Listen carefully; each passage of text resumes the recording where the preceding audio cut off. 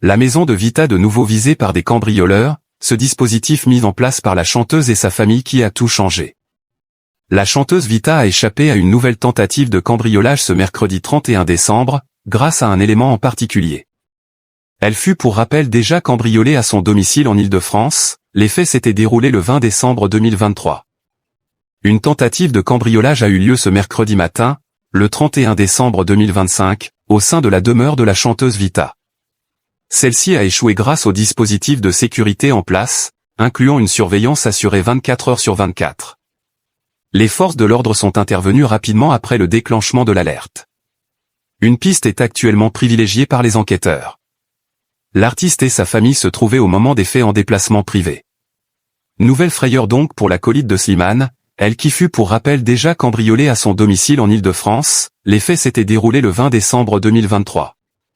Vita, son mari Hicham Ben Daoud et leurs 3 enfants furent réveillés par des cambrioleurs.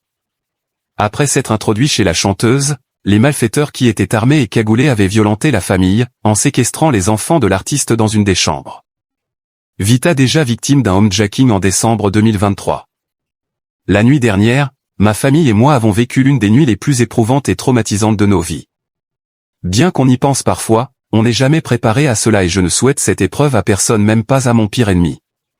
Je voulais vous remercier pour vos milliers de messages d'amour et de soutien qui m'ont fait extrêmement chaud au cœur et apaisé, avait-elle réagi sur Instagram. Plus d'1 an après les faits, 4 personnes, soupçonnées d'être les cerveaux de cette opération, avaient été arrêtées et placées en garde à vue dans les locaux du 1er district de la police judiciaire de Paris.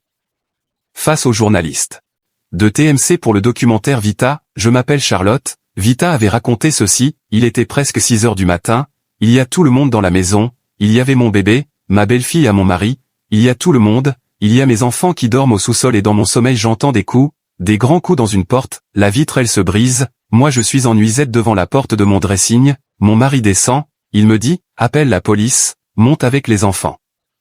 Les mecs ils ouvrent la porte et l'alarme elle s'enclenche. Dans les 2 chambres d'en haut, il y a ma belle-fille et ma fille de 20 mois.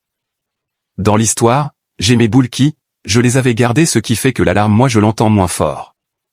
Et heureusement, ils ont été déstabilisés par l'alarme. Dieu merci, on avait l'alarme. Traumatisée, la chanteuse racontait dans Les Jeunes ce cauchemar qui l'a contrainte à déménager, et comment son époux l'avait prévenue du danger imminent. Info exclusive ne pouvant être reprise sans la mention de purepeople.com.